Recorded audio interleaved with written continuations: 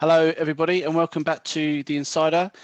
This week, I'm joined by a very special guest, Jason Engelbrecht. Hello there, Jason. Hi there, how are you doing? I'm doing Good, very well. However, good on I'm the always pronunciation there. well. This is it. I think out of the kind of 20 or so episodes that I've done, I've managed to get at least 4 names wrong. So have I'm sure I haven't quite pronounced your surname correctly, have I?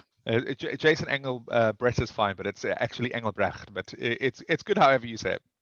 Thank you. Well, like I say, I'm very lucky to have you on the show. Would you like to do a brief introduction to the listeners? Yes, that'd be great. Thanks, Ben. Yes, so my name is Jason, and I'm currently Chief Technology Officer at Munich Re. I've been a technologist for over 20 years, mostly leading digital product development teams. So my focus has really been about digital transformation and digital product development. So trying to get new business models to market.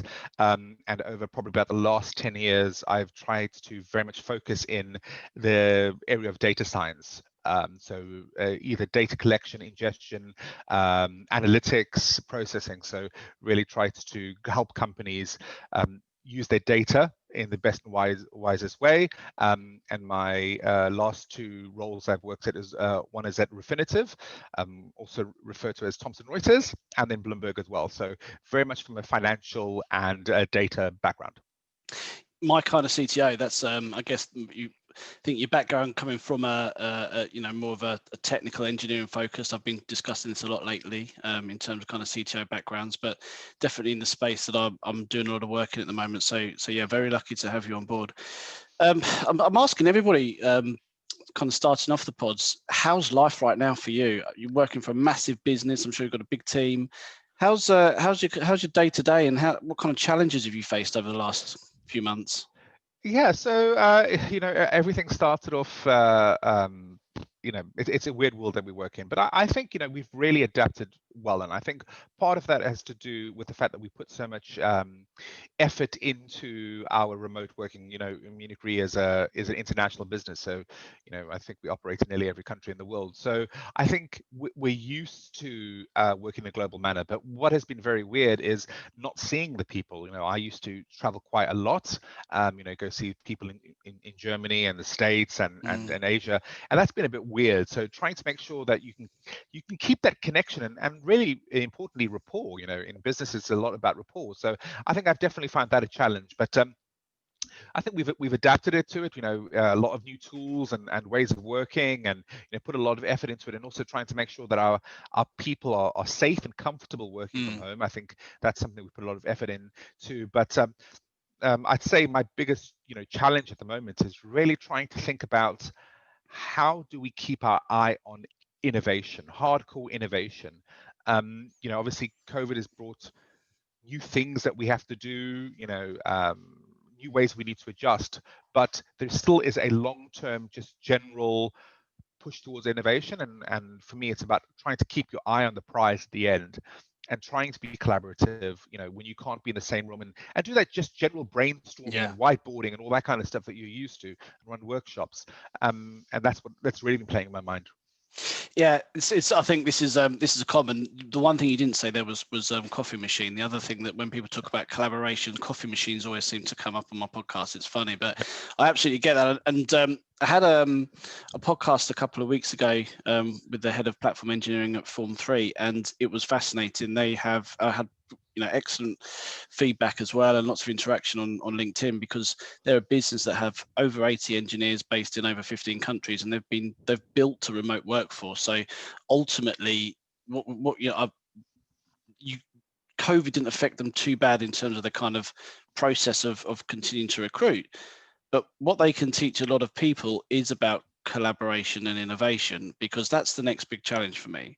And I'm really glad you brought it up. You're somebody who I've read your recent posts and on LinkedIn, and if anybody hasn't read them, they should. I learned a lot, actually, particularly around your sleeping habits. I can't believe the amount of tech that you've got involved in that, but it's incredible. So I think as an innovator yourself, you can definitely relate to it. Now, what they've created a culture around innovation. Going back to Form 3 in a previous pod, because it doesn't matter if you work remotely 5 minutes from the office, or you're working in a different country, their culture is all focused around innovation and collaboration and making sure that everyone's part of it. It must be a massive challenge. What's your kind of thoughts on how we can keep innovation going, and how can we make sure that everybody's brought to the table, so to speak? Well, for me, there's two parts to the innovation story. So I think from an internal point of view, I think it's a lot about putting additional effort into it. So things like, hackathons, or remote baking sessions, and there's many different things that you can do, but it's about keeping your team engaged. And really updating them about what's happening in the business world. So I think from an internal point of view, there's engagement, and putting additional effort and actually making it a work stream. So one of the things that I've done is actually created a specific work stream, which is just about how do we continue to communicate internally. So that's one area, and I think that's an area that we could tackle, and there's tooling involved. That's I think works. I think for me, the area that I still think as an industry we need to think more on is innovation is only half internal. The other half is external. And that external could be about other partners, and for one of the big things I think is a big issue there is the conferences. I used to go to a lot of conferences, and a lot about that, is obviously is listening to the great, speakers and keynotes, etc. But the other half was about, when a startup speaks, like, at CogX, a startup, leader speaks, then afterwards you can always go to these little like breakout areas where you can talk to the person. Like, you just can't do that as easily. So how do you, because I'm a firm believer that, this thing called bizarre innovation, where just you get enough smart people in a room and they just like buzz off each other and they share ideas. Yeah, love that. And that's just not happening at the moment. This morning I was I attended, Amazon had this, great little remote seminar this morning. It's about DevOps and things like that. It just wasn't the same as having gone in person. So I think that's one thing. And then the 2.5 bit of that is actually, how do you innovate with your clients? Innovate with the people that you're doing business with. And sometimes it's not just about the education on your side, it's also educating other your clients. And I can see this in the wider industry. You spoke about people working from home, the new normal and stuff, but I don't think anybody's really cracked sales from home. That's a different question. If you're working in a B2B industry, how do you sell something? How do you approach a new customer? Now, that's probably something that's relevant potentially for Munich Re, because we do a lot of insurance. But I'm trying to think about some of the other companies that I've worked at just in general, and sales. And I think this is where LinkedIn has definitely grown and become more important. I think there's a lot more people are open to interactions on LinkedIn than they were previously, just because we just need new channels to be able to do business. So it's something I'm putting a lot of effort into thinking about. So I can relate to it from a recruitment perspective. So I was part of an organization called the Recruitment Network, and to be honest with you, they used to have like quarterly meetups, and it was great. There was particular speakers in, and you'd have a few sessions, but the benefit was in these breakout areas, when you would kind of say, what are you using at the moment for this? How have you dealt with that problem? What have you thought about IR34? Whatever it might be, lots of different issues. And it really, and you do miss that. And I think that, also I've been involved in the consultancy startup business earlier on this year. And again, to kind of put our message out there and our sales, it is very, very tough. And I think that what my goal is, and obviously I'll have other CTOs and technical leaders listen to this, and this is the first time I'm actually talking about it on the pod, because it's a recent kind of idea, is that I want to create this kind of community, this CTO technology leaders community that ultimately helps each other out with these issues, the innovation issues, the onboarding issues, the mental health issues, the diversity issues, all the things that everyone seems to be facing right now. And ultimately, if this, kind of creating almost like a Slack style community that people can bounce ideas off. And I think that's something that I really agree with. And I think that's where guys like myself, because I think, yes, recruitment's my background, but really I'm a connector, right? That's I know people in different businesses and different skill sets. I think that's the way forward, trying to get in that room, so to speak, and make sure that we are talking. I think that's the problem. I think, everyone's been so concerned on delivering and making sure that projects aren't affected and making sure everyone's okay that we've stopped looking forward. And I think that, the next 2 or 3 year roadmap has got to be started to map out, I think. Something I wanted to go for it. I completely agree, and I'm really looking forward to being invited to Yeah. that forum. And I completely agree, and I definitely think there's a need to it. So one of the things I have put as a personal goal to myself is I say yes much more often on LinkedIn. When somebody just random reaches out to, I get a lot of LinkedIn. So do you want to come on my podcast? Exactly. Yes. I just say yes more because I think we definitely need that. We need that openness, and I completely agree with you on the mental health issue. I just see a lot of companies need to put more support there, more helping their people, and just in general, people being kind of against this socialization, and I think that has moved over just for some people even onto online. It's become much more secluded, and I've made myself a personal mission to say yes more. So I look forward to coming to your forum. I look forward to innovating because we have to make it work. Yeah, absolutely. I think to touch on the mental health stuff, it's interesting. I think that I'm at a stage now where I'm seeing candidates who have interviewed,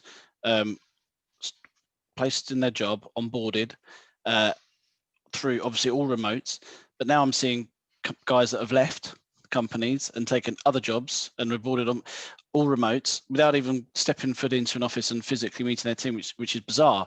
But a lot of it is down to how these companies are looking after their staff once they're onboarded. So I think everyone kind of looks initially at where are we now, over 6 months into COVID, at the whole interviewing and onboarding. And I think that that's a topic that, I can talk about all day. And if you look back on my other podcasts, I would have done, but it's the next stage now. It's looking after the guys that you've got on board and making sure they're okay.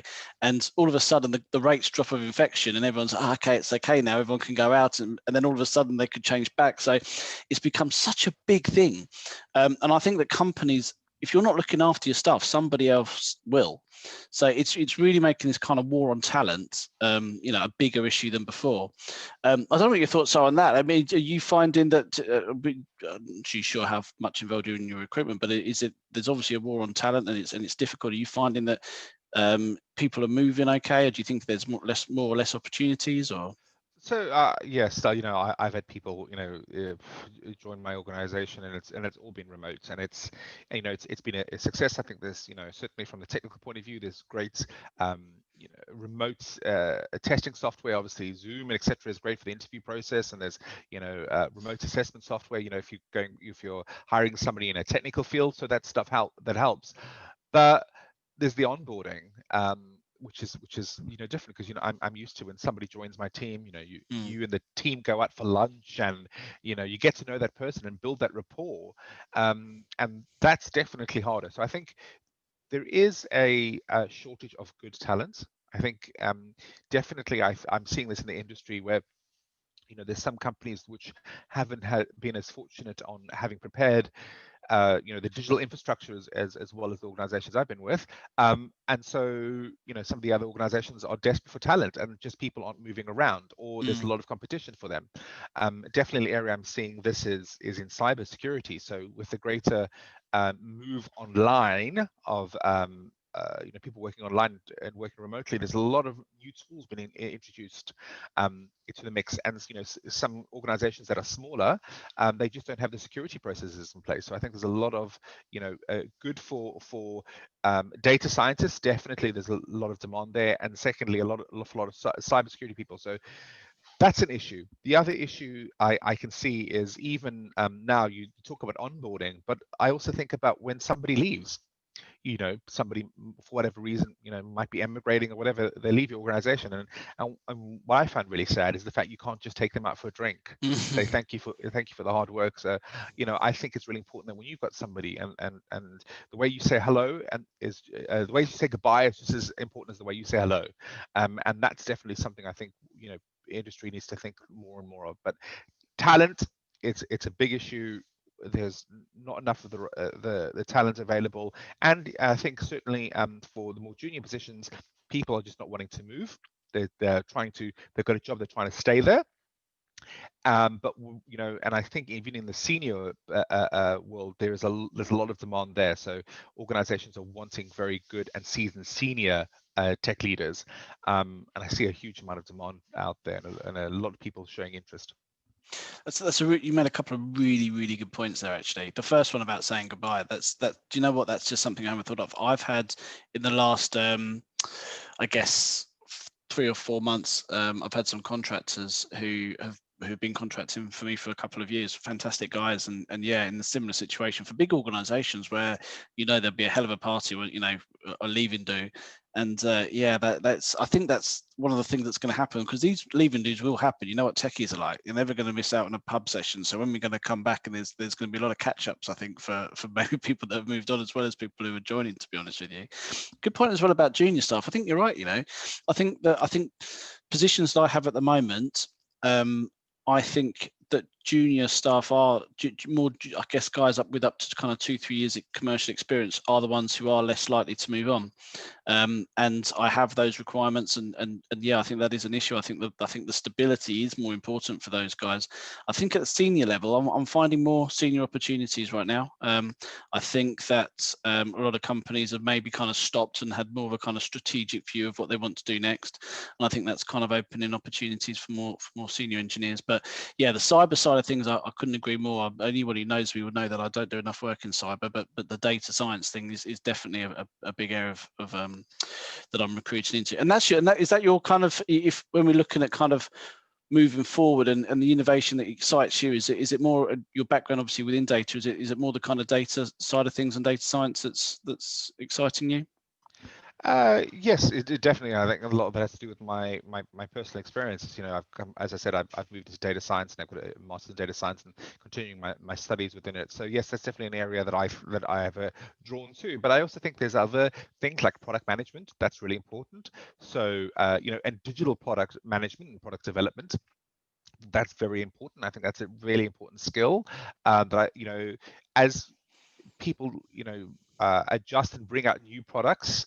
I'm seeing this certainly when I do a lot of work in the States. It's amazing how the startups have responded very quickly, and you're seeing new products in market, helping track and trace or PPE or it's amazing how the startups respond quickly. But the only reason they can do that is because they've got good product owners and good product managers. And so I see that as being a very, very important skill of the future. There's a difference between understanding an industry. Somebody in my area would have an insurance background, or my previous organizations like financial background. There's a difference in understanding the industry and being able the skills to create a product in the industry. Those are two very different things, and I think that's really an area that I'm always looking for really good talent in. No, I completely agree. I think from the work that we've done in our consultancy division, I think that we've been involved in helping teams get products over the line. And I think that there's, I think when you get good products, the challenge is always dealing with all areas of the business. And I think you get a good product manager who can understand the technical side of things as well and manage the stakeholders, and it's key for sure. Jason, I want to thank you so much for coming on the show. I feel honoured to have you on and talk about some really important pressing matters. I'm really keen to obviously get you involved in the the insider community that we're setting up. That's going to be kind of going over the next 6 months or so. But yeah, listen, I really appreciate your time. Thank you so much for coming on. It's my complete pleasure, and look forward to being invited to our first virtual get-together of a CTO roundtable or whatever it might end up being. So thanks a lot for inviting me. Thank you very much. All the best. See you then. Bye.